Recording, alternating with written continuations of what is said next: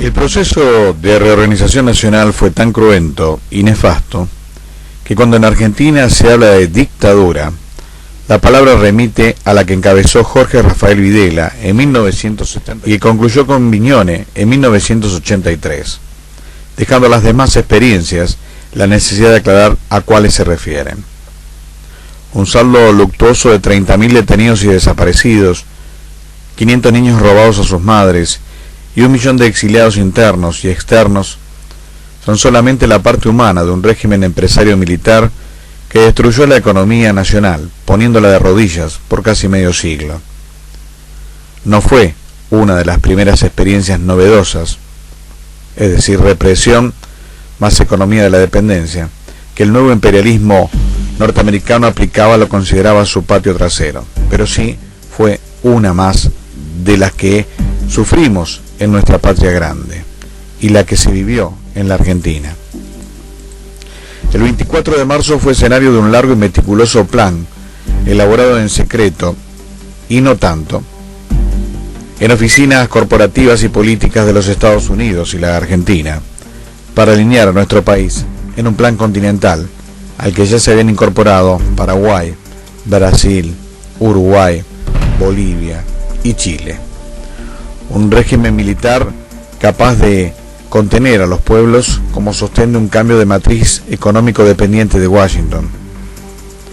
Los uniformados, participantes de planes multinacionales, eran los encargados de aniquilar cualquier resistencia social e intelectual capaz de poner en peligro los planes de continentalizar la dependencia.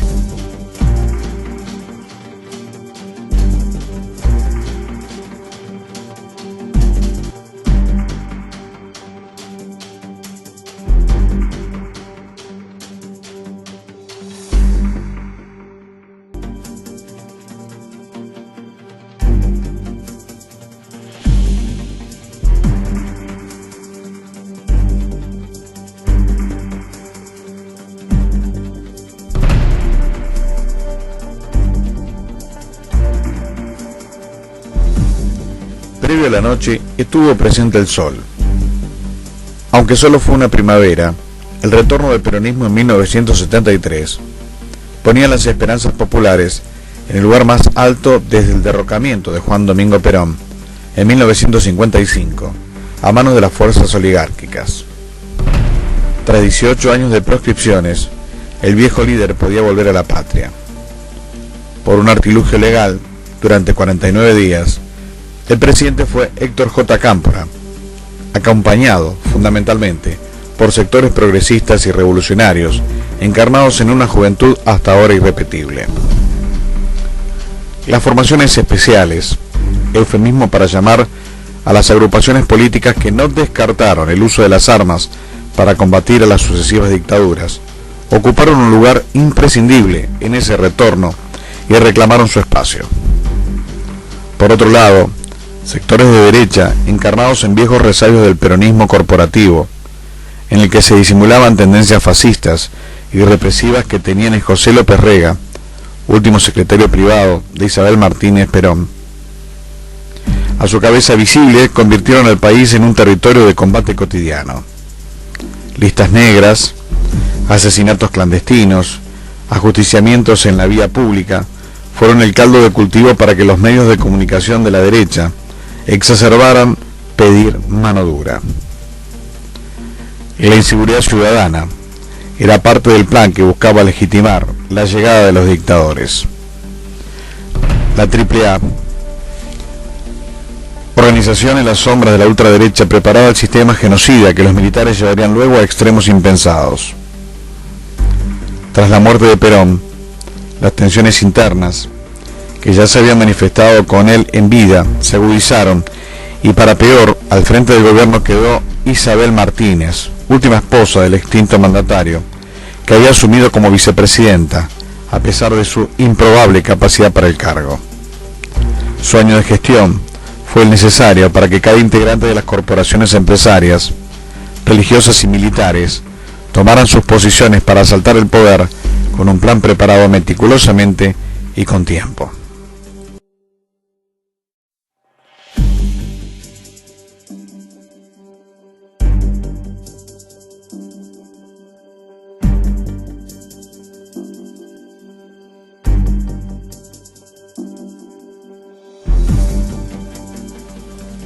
El 24 de marzo de 1976, a la madrugada, la presidenta Martínez fue detenida en la Casa Rosada o al salir de allí. Los testigos, 40 años después, se siguen contradiciendo. Su detención fue inmediata y pocos certifican que realmente hubiera intentado resistirse con una pistola personal que aparentemente llevaba en su cartera. Hasta 1981 estuvo detenida en una casa alejada en la Patagonia Argentina. En pocas horas había un nuevo gobierno, como escuetamente anunciaron los titulares de los principales diarios. Lejos de una espontaneidad que no existió, los militares tomaron radios con una velocidad planificada, desde donde intervenían las transmisiones, y emitieron su primer comunicado, advirtiendo a la población para que se quede en sus casas, porque las Fuerzas Armadas habían tomado el control operacional del país. Desde ese día, fueron una auténtica fuerza de ocupación, aplicando los años de entrenamiento para dictadores que Estados Unidos daba en la escuela de West Point, que se encargaba de adoctrinar a los uniformados que en todo el continente jugarían en función a los dictados de la Casa Blanca en base a la doctrina de seguridad nacional, con la que querían combatir un supuesto avance del comunismo.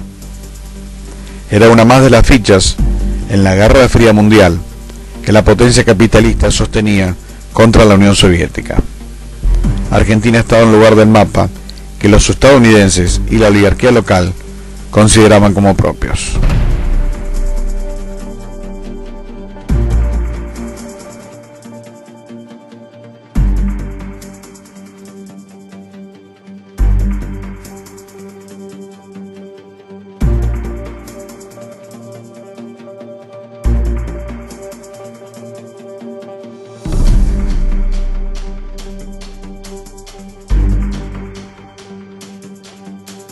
Quienes quieren justificar la llegada de la peor dictadura que conoció el país en el siglo XX, le echan la culpa a los enfrentamientos internos entre la derecha y la izquierda del peronismo. Pero en realidad esa fue la excusa perfecta. En el resto del continente reinaban dictaduras destinadas a transformar la matriz económica y política de cada una de las naciones. Y el proceso que en la Argentina se había abierto con el regreso de Juan Domingo Perón, en el ocaso de su vida, retrasó los planes largamente trazados por Washington. La oligarquía local tuvo que esperar ese desgaste interno que la AAA de José López Rega le entregó en bandeja, con tal grado de complicidad que muchos de esos irregulares pasaron a formar parte de los grupos de tarea de la represión instrumentada por el terrorismo de Estado del dictador Videla y sus secuaces. El 24 de marzo de 1976 empezó lo peor. Tomaron el poder en forma total. La economía, los medios, la educación, la justicia genuflexa y cómplice, y los empresarios arrasaron con años de historia y cultura. El miedo introdujo un fuerte cambio de valores que perduran 40 años después en gran parte de la población. A barrer a juventudes solidarias capaces de entregar su vida por un mundo mejor, para los otros se pasó al individualismo. La delación empujada a veces por el miedo y a veces por el medio pelo también, la ostentación y el disfrutar de la mala suerte del prójimo. Gran parte de esta matriz cultural hoy radica en los votantes del actual gobierno argentino, 40 años después. Aunque la comparación es demasiado arriesgada, a nadie le importaba la desaparición o censura, con la misma indolencia con que vemos incrementar nuevamente las colas de desocupados en la Argentina del siglo XXI.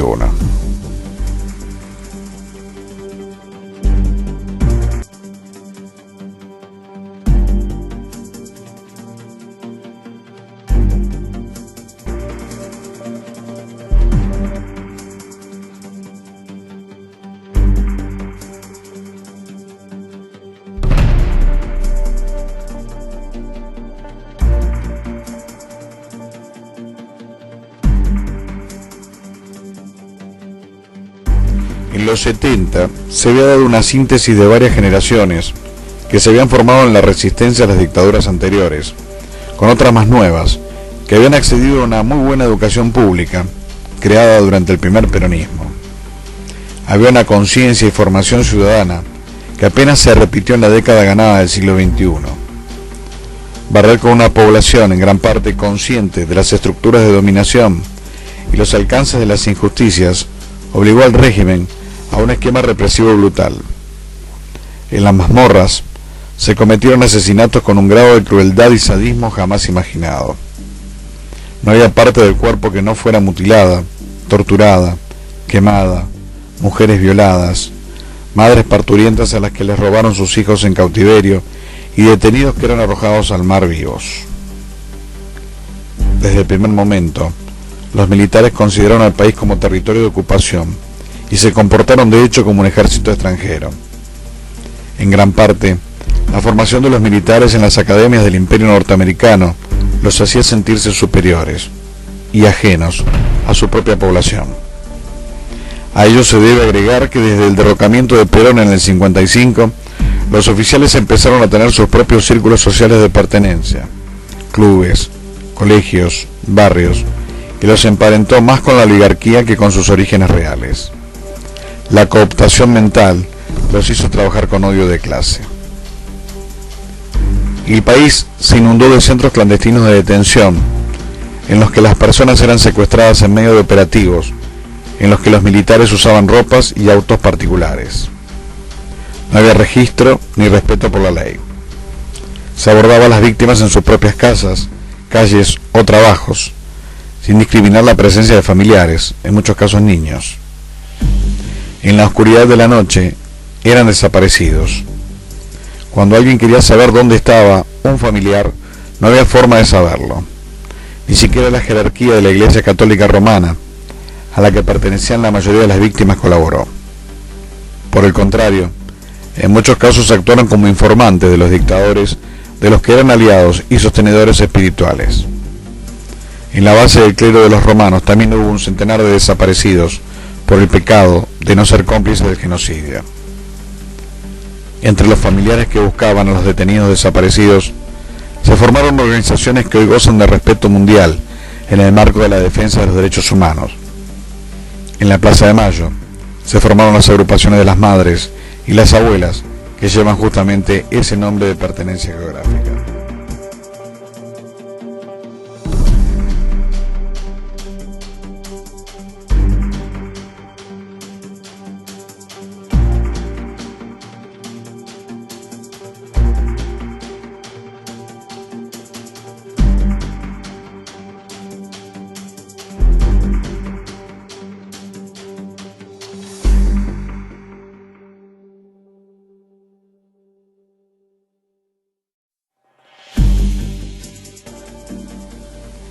Junto al plan represivo de alineamiento con Estados Unidos, hay que agregar la mayor transferencia de recursos desde los sectores populares hacia la oligarquía.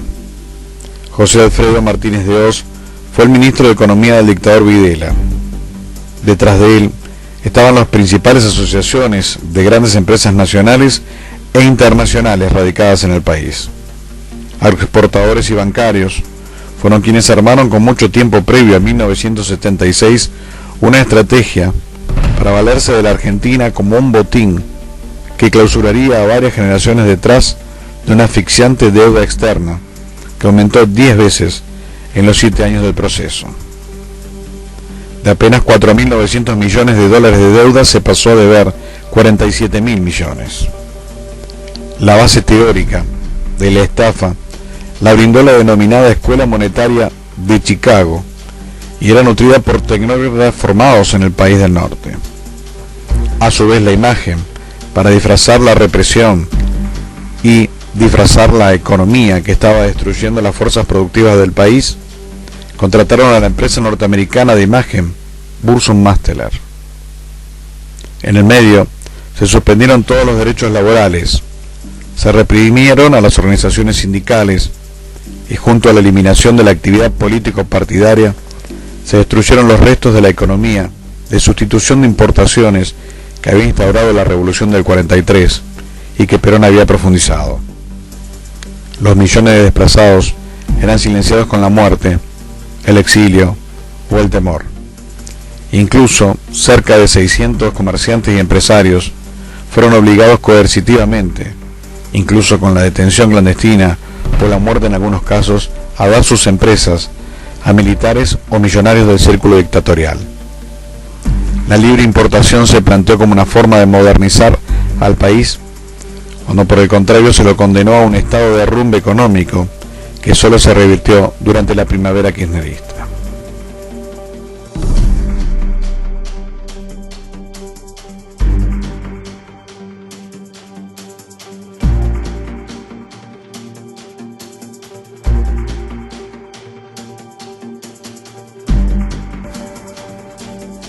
Cuando el régimen pasaba momentos económicos difíciles de disimular, aun con la brutal censura de prensa que existía, el dictador Leopoldo Fortunato Galtieri, general del ejército adicto a las bebidas alcohólicas y niño mimado de Washington, quiso tapar la primera protesta obrera organizada, con un muerto en la calle por las balas policiales, con una aventura militar detrás de un justo reclamo argentino.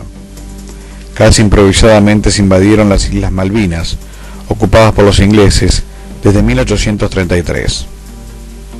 La justa causa que la diplomacia nacional trabajaba junto a su recuperación fue manchada por un conflicto bélico imposible para nuestro país. Gran Bretaña y Estados Unidos se aliaron militarmente en contra y las recuperaron.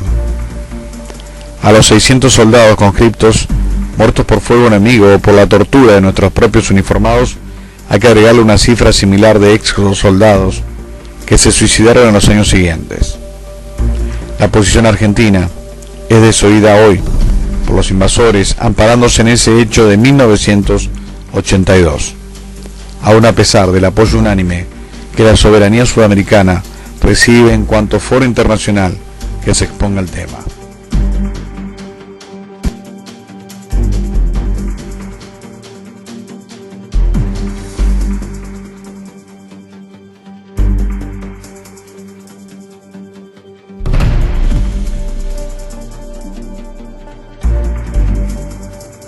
Después de 40 años, los mismos sectores que se beneficiaron con la dictadura militar empresaria retornaron al poder. En este caso fue por medio de los votos. Las consecuencias económicas y sociales serán seguramente las mismas. Una economía destruida al servicio de las superpotencias occidentales y el enriquecimiento vil de un reducido grupo de especuladores. Del ámbito financiero fundamentalmente es el principal eje que dejará a millones de argentinos nuevamente en la marginalidad a la que habían sido condenados sus padres.